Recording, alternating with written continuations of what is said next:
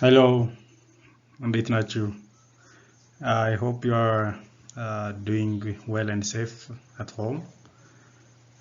Last time we have started introduction about the biomedical image processing and analysis, and we have seen the application of biomedical image processing in different areas. Today we'll start the first chapter, basically to the second chapter, which is the digital image fundamentals. You have already covered this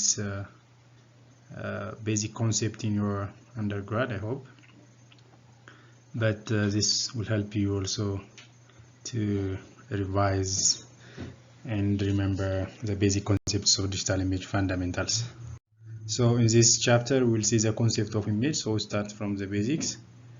We'll see the image formation model, image sampling and quantization process, the basic relation between pixels and the different kinds of simple operations, and at the end we'll see singular value representation of discrete images, or the singular value decomposition.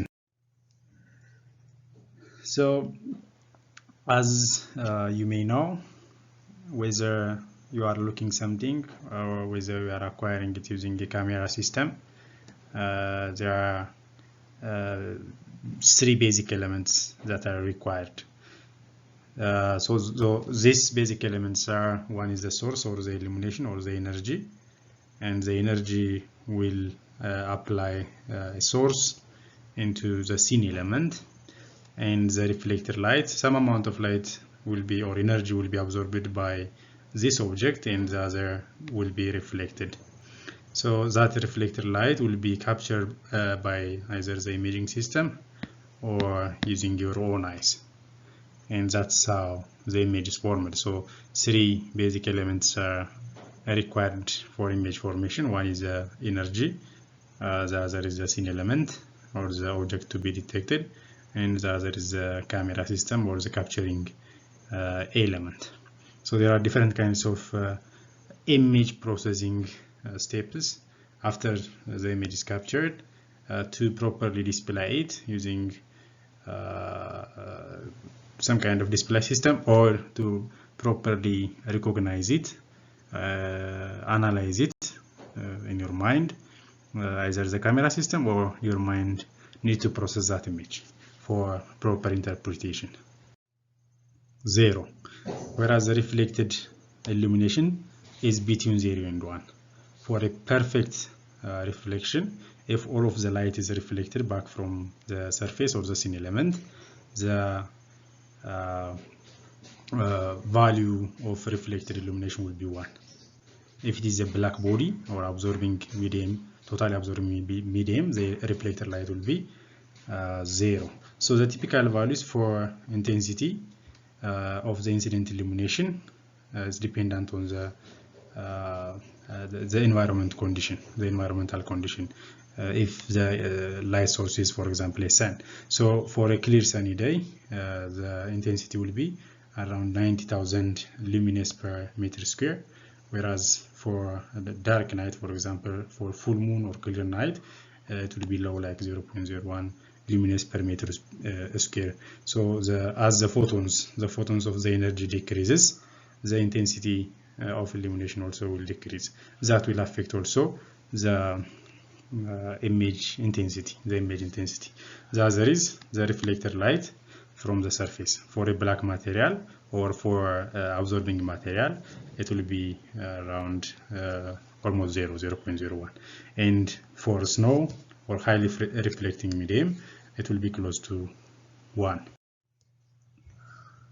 So digital image is a representation of continuous image. In real world, we have a continuous signal. To analyze it, we need to store that image, we need to process that image, and to do that, we need to convert the continuous image to a digital form. Analyzing a continuous image is very difficult. It requires infinite memory. So we need to convert that to a digital signal. To convert it, there are different kinds of steps. So as you may remember, to convert analog signal to a digital signal, first you need to sample it, then you need to quantize it. So sampling and quantization are the two most important steps for a signal to be converted from a digital to, from analog to a digital form. So, like I said, after the images are captured, to properly display it using different kinds of display system, or to analyze the image, we need to apply, or we need to convert the image to a digital form. And when we do that, we need to apply both sampling and quantization. So let's see what sampling and quantization means.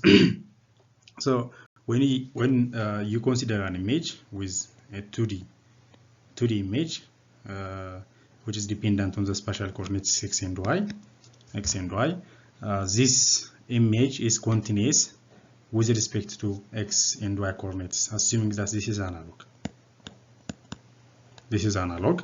Assuming that this is analog, the intensity values are continuous along the y direction and along the x direction, or along the spatial coordinate system. They are continuous. You can't find a discrete value. So this is continuity along the spatial coordinates. We have one direction of continuity. The other is the intensity. The intensity itself could be continuous. When we say intensity, let's say 0 is the minimum intensity. If we say 0 is the minimum intensity and some x is the maximum intensity, there is no discrete intensity value for analog image or continuous image. So the intensity values are continuous. So to convert this kind of image to a digital form, we need to apply discretization both on the spatial coordinates as well as on the amplitude or intensity.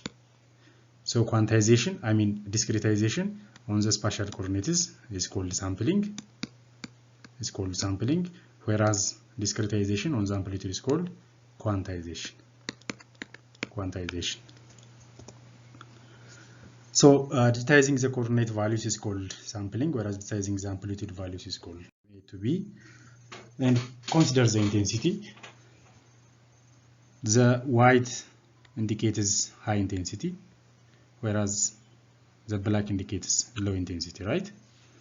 So you can assume that this is, let's say, the maximum intensity, and if this is the minimum intensity, from A to this point there will be high intensity, as you can see, with some ripple. And when you enter this boundary, the intensity will decrease. As you can see, this is black, so the intensity will decrease, and again it becomes brighter on the middle, right? So the intensity will be increasing, and again it becomes decreasing. It will be decreasing after this boundary, and it will become increasing. So this is continuous. The intensity is continuous along the spatial coordinates. So to apply sampling, you can have or assume some kind of interval, let's say n interval. So with this n interval, you can sample this signal. Take sample values only and ignore the others. So sampling in this direction, or taking discretizing in this direction, is called sampling. This is sampling in the spatial coordinates. A continuous signal or continuous image, you will find a continuous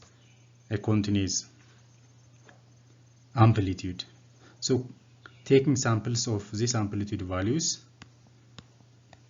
will be quantization.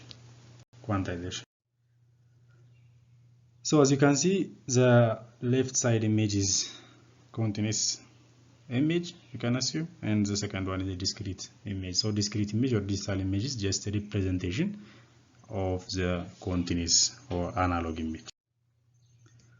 The other concepts, we have different kinds of images. We have monochromatic images and we have chromatic images. So monochromatic images, the function ranges black, which is the lowest, and white, which is the maximum. And a line, intensity line between the minimum and the maximum will be gray levels. So, and we call them gray level values. Whereas in the case of chromatic image, we may have different channels. Chromatic images or color images can be represented in different forms. We have RGB image format, we have hue, saturation, and value color representation format, we have cyan, magenta, and yellow image representation format. We have also the CMYK, which is usually used for color printers or color print interpretation. So let's assume the red, green, and blue. In the case of red, blue, and green or RGB image, we have 3 channels. There is a separate gray level image for red, separate gray level image for blue, and separate gray level image for green. So the maximum intensity value on the red channel will indicate a pure red. The maximum intensity for a blue channel indicates the pure blue, and the maximum intensity for a green will indicate similarly a pure green. So the mixture of this will provide us a color image or sense of colors. So we have 3 channels in the case of chromatic images. The other is we have also binary images. As you can see, the binary images, they are either black or white. There is no gray level. There is no gray intensity. We have only 2 choices in the case of binary image, either black or white. There is no between black and white. Large values. The maximum intensity will indicate the large values. For example, it could be 201 or 203. The minimum, let's say the black one, will indicate the lowest intensity, and that will be represented by a lowest number.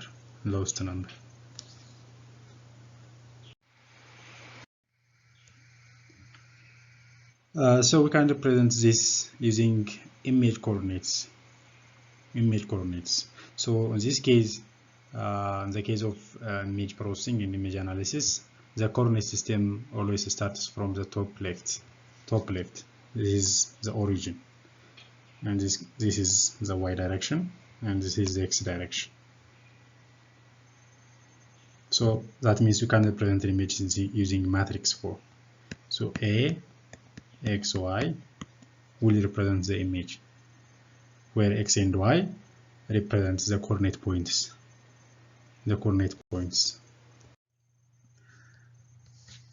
So they can be represented as a column or a vector. So a vector A will represent this image, and these values will represent the intensity values on those coordinate points. So to better understand it, let's assume a digital 8-bit image, 8 by 8 pixel image shown on this slide. So as you can see, the number of pixels are 8 by 8 on this direction, as well as in this direction. There are 8 number of pixels, and totally there are 64 number of pixels or intensity value, distinct intensity values. So if it is 8-bit image, the total gray level range will be 0 to 255, or 0 to the power of 8 minus 1. So the maximum will be 255 and the minimum will be 0. So as you can see, these 0 values indicate the minimum intensity, which is black, which is the corresponding black, whereas the maximum values indicate the white. These are the white. This represents the white values or the maximum values, and there are other values. For example, 50. This represents the gray levels, other gray levels. For example, this one. This represents the gray level values. These are hundreds. These are 50s. So the intensity can be represented using discrete values or integer values. This is for digital image.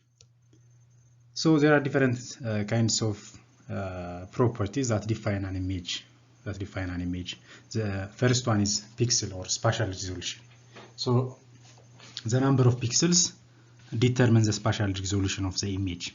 When the number of pixels increase, the spatial resolution of the image will increase. That means when you sample the spatial coordinates, if you increase the number of points by decreasing the sampling interval, you will have high resolution image. And the memory that requires will be also very high. The other is pixel bit depth, the number of gray levels.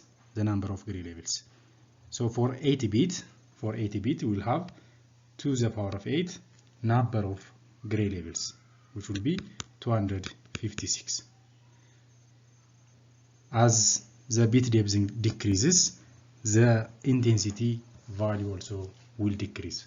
The binary image, for example, the lowest one is binary image, which have a bit of 1, and it will be to the power of 1, and we'll have only 2 gray levels. For 2 gray levels, we'll have either 0 or 1 intensity. The other is the number of planes or channels. Gray level images have 1 channel, whereas the color images have 3 channels. And the other is the color space or color formats. We have RGB, we have hue, saturation, and intensity, we have CMY, and we have CMYK color spaces. So all of this can define an image. So when you talk about image, first you need to identify what kind of image it is, either using its spatial resolution or number of pixels, its bit depth, or it is color space. So the pixel indicates the picture element. We call it a picture element, and the pixel value describes how bright the pixel is or what kind of color it should be. So for binary image, 1 bit number indicates foreground or background. Either it will be 0 or 1. Whereas the grayscale image, if it is 80 bit number, 0 indicates black, and the maximum will be 255. Values between this 0 and 255 will be different shades of gray.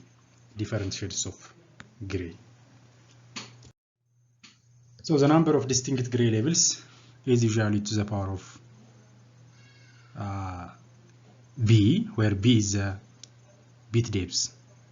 Or the number of bits in the binary representation of the brightest levels. So when B is greater than 1, we are speaking gray level image. When B is equivalent to 1, it will be binary image. For B is equivalent to 1, the number of distinct gray levels will be to the power of 1. It will be either 0 or 1, either black or white. So in a binary image, we just have 2 gray levels, which can be referred as black or white, 0 or 1. So this is a gray level MRI image, an example, and this is binary image. We apply binary images most of the time for segmentation purpose. To extract important information from an image. The other is the intensity or bit depth, or the concept of intensity in the bit depth. So as the bit depth decreases, the resolution also decreases. The intensity resolution also decreases. So as you can see, for 80 bit, we have to the power of 8 number of gray levels. For 4 bit, for example, we will have to the power of 4 about 60 gray levels. And for 1 bit, we have only to the power of 1 or 2 gray levels. The other is image size. The number of pixels determines the image size. For example, the first one is 272 in the vertical direction and 280 in the horizontal direction. So we have a total of 272 times 280 number of pixels in the image. For the same image, if the number of pixels decreases, the image quality also will decrease. So you can see the effect of spatial resolution by considering two images with different number of pixels. The first left image have 272 times 280 number of pixels, whereas the right one have 35 by 35 only. We are not talking about the size, the size of the image. You can increase the size by zooming it, but that doesn't change the number of pixels. The number of pixels will determine the spatial resolution. As the number of pixels increase, the spatial resolution also will be very high. We are talking about the number of samples and the spatial coordinate direction. The other basic concepts that we want to revise in this chapter is image interpolation. There are different kinds of operations, either resampling or resizing operations on the image. Those include zooming, shrinking, rotating, or geometry correction. To apply these kinds of operations, you need image interpolation. For example, you want to increase the size of the image, not the number of pixels, but to increase the size of the image by applying zooming, for example, you need to find unknown image pixels. When you increase the image size, the number of pixels could be increased. So when you do that, you need to apply image interpolation, find the unknown values from known values. There are different kinds of methods to do that. The simplest method is the nearest neighborhood interpolation. It just assigns the intensity of the nearest neighbor to the new location. For example, if this is the original image, and if you want to increase the image size to this size, when you do that, when you stretch this original image, there will be unknown pixel values. There will be known pixel values. For example, if this is 2 by 2, and if you want to increase by 4 by 4, only the 4 values are known. The other 12 values will be unknown. So to determine those 12 values, in the case of nearest neighborhood interpolation, we just assign the nearest neighbor for that intensity value to the new location. The other is bilinear interpolation. It uses the 4 nearest neighbors to estimate the intensity at any location according to this equation. When x and y represent the coordinate space of the unknown intensity value, whereas A, B, C, and D are determined from the 4 known neighbors. So let's assume that we increased a 4 by 4 image, or 4 by 4 pixel image, to 1, 2, 3, 4, 5, 6 by 6 number of pixels image. To do that, let's assume that this 1, 2, 3, and 4 are known pixels, and we want to determine the value of this unknown in the middle. So to calculate the value of this, we can use this equation. So we have 4 known values. We can have 4 equations according to the above equation. So from this, we have unknowns A, B, C, and D. We have 4 unknown values, and we have 4 equations. So the equation will be deterministic. So we can find A, B, C, and D. If we be able to find the values of this, it's possible to find the intensity value of this new location. So by doing that, it's possible to interpolate an image and change it to a different size. As an example, consider the following 2 by 2 grayscale image. So scale it by a factor of 2 using bilinear interpolation. So the original image size is 2 by 2. So to scale it by a factor of 2, you need to convert it to 4 by 4. So there will be a total of 60 number of pixels on the image, and there are 4 number of pixels on the original image. So the unknown pixels will be 12 unknown pixels.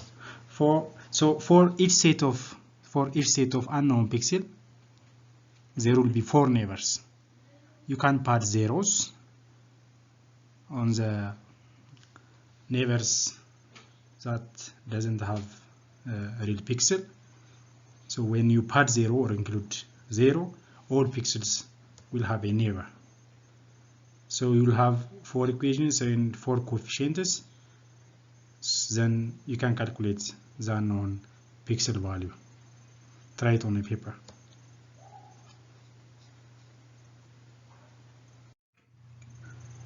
The other applicable interpolation type is cubic interpolation. It uses the 16 nearest neighbors to estimate the intensity at the new location. In the case of bilinear interpolation, you consider only the 4 neighbors. But in the case of cubic interpolation, 16 neighbors will be considered to calculate the new unknown value. So for this kind of interpolation, there will be 16 coefficients, 16 unknown coefficients, and there will be 16 equations. So it's possible to find those coefficients and calculate the new locations, the new intensity location. So generally, using this equation, it's possible to do interpolation. And this, when n is equivalent to 1, this will be bilinear interpolation. When n is equal to 3, this will be cubic interpolation. So Adobe Photoshop, for example, uses these cubic interpolations. When you shrink, when you zoom images using Adobe Photoshop, it uses this kind of interpolation. So there are different kinds of basic relations between pixels. We're gonna assume neighborhood, adjacency, connectivity, paths, ridges, and boundaries are basic relation between pixels, and by using these kinds of relationship, it is possible to apply different kinds of operations on image. When you apply operations on image, we are either enhancing the image or we are changing the image to a different form. In the case of neighborhood relationship, we may have 4 neighbors of P. We may have 4 diagonal neighbors of P. P is the pixel value, the known pixel value. We may have also 8 neighbors of P. Assume we have an image and we have XY pixel. And this pixel may have neighbors like this. All of these are the neighbors of a pixel P. So the 4 neighbors indicate the 4 neighbors in this direction, for example. These neighbors and these neighbors are the 4 neighbors of P. They can be found as these coordinate places, coordinate locations. The other are the 4 diagonals of P. These are the 4 diagonals of P. This one, this one, this one, and this one are the 4 diagonals of P.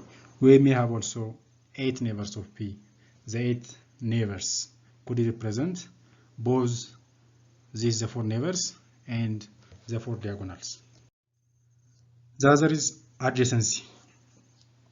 Let V be the set of intensity values. So the 4 adjacency is the 2 pixels P and Q with values from V, which are 4 adjacent if Q is the set from the 4 adjacencies.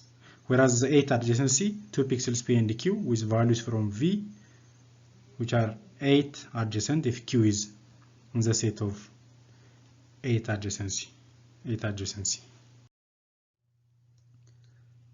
So we may have also M adjacency, 2 pixels P and Q with values from the V, V intensity values will be M adjacent if Q is in the set of 4 adjacent of P, or Q is in the set of P adjacent, N adjacent of P. And the set intersection of both the P and Q adjacent has no pixels whose values are from V. The other is a path, which is a digital path or a curve from pixel P with coordinates x0, y0 to pixel some kind of Q with coordinates of xn, yn. It is a sequence of distinct pixels with coordinates that starts from the x0, y0 to the end xn, yn. So you can draw any kind of curve along the pixels and can find a path. So the nearest path will be, the nearest path from P to Q will be a one pixel path. If the two pixels P and Q are neighbor or among the 4 neighbors of either P or Q, the path will be the shorter path. So N will be the length of the path. So for the shortest path, N will be 1, x0, y0 to x1, y1. The path will be the shortest path. If x0, y0 is equivalent to xn, yn, the path will be closed path. If the ending and the beginning is the same, the path will be a closed path. For example, if we have this number of pixels, and if you are asked to draw a path, if that starts from this and goes like this, and if the final or the end pixel is the same, as you can see, the path will be a closed path. The other is pixels that are connected in S. So let S represent a subset of pixels in an image. They could be neighbors, for example. So 2 pixels P with coordinates x0, y0 and Q with coordinates xn, yn are said to be connected in S if there exists a path. So you can say the 2 pixels are connected in a subset. So let's assume that the subset is the 4 neighbors of a single pixel.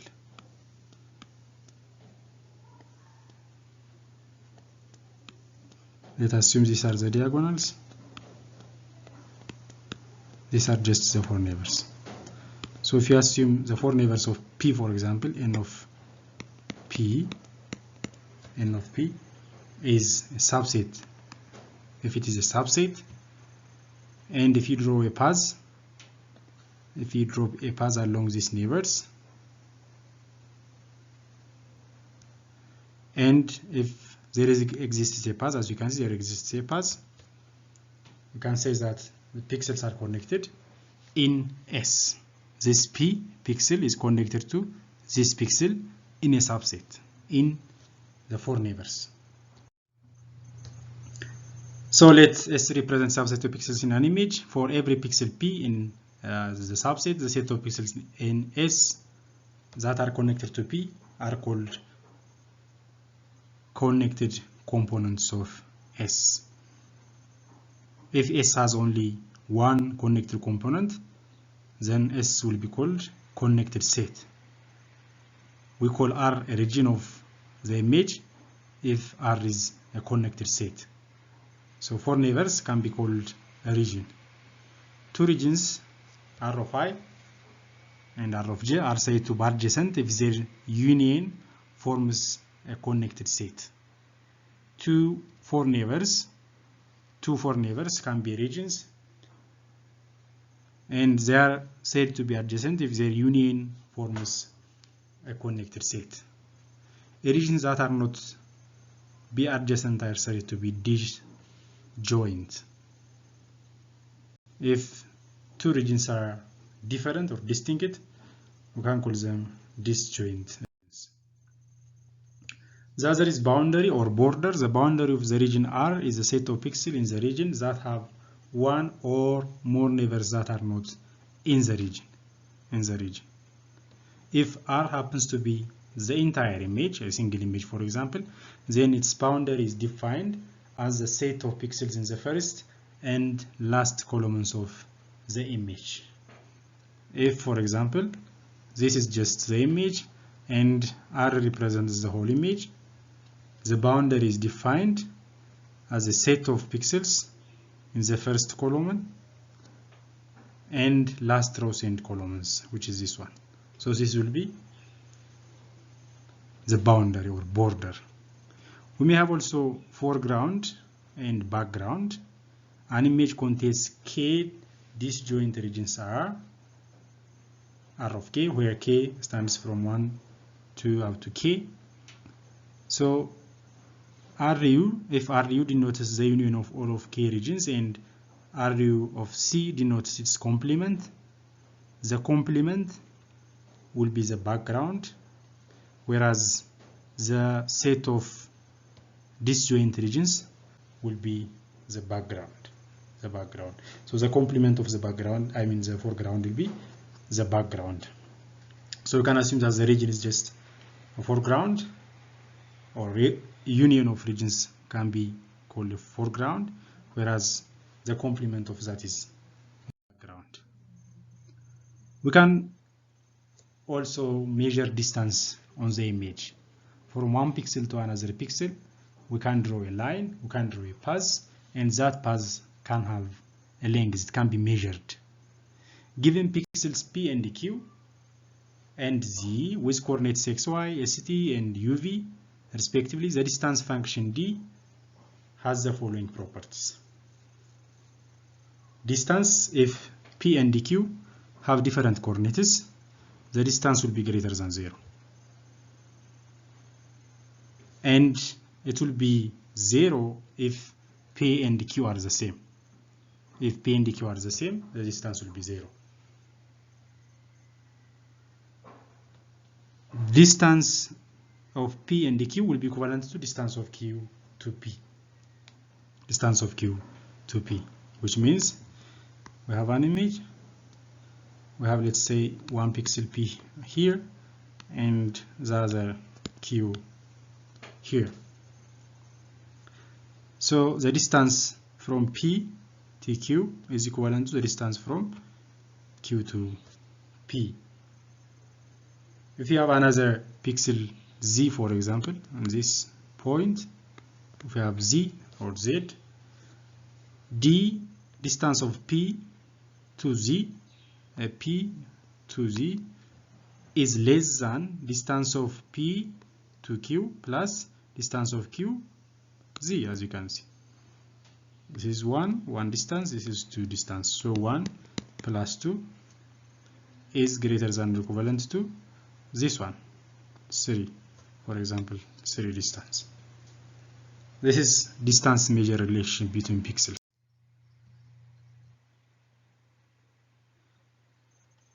We have different kinds of distance measurement algorithms. The known one is the Euclidean distance. So, like we said before, if P represented by X and Y coordinate and Q is represented by S and T coordinates, the distance from P to Q is equivalent to the square root of X minus S plus Y minus T. This is called a Euclidean distance. The other is a city block distance. It is just absolute value difference of the two coordinate points. Absolute value of the two coordinate points. Chess board distance. It takes the maximum of the coordinates. the maximum of the difference of coordinates.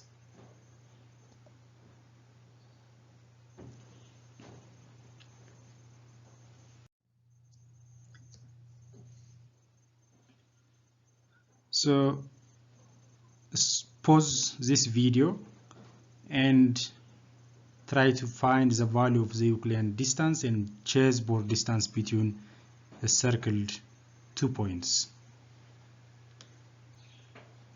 If this is, for example, P, and if this is Q, find the distance between P and Q using 1, the Euclidean distance,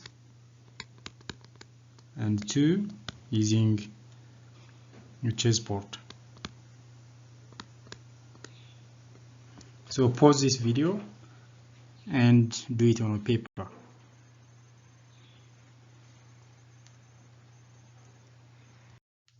The other concept we see in this chapter is singular value decomposition, or representation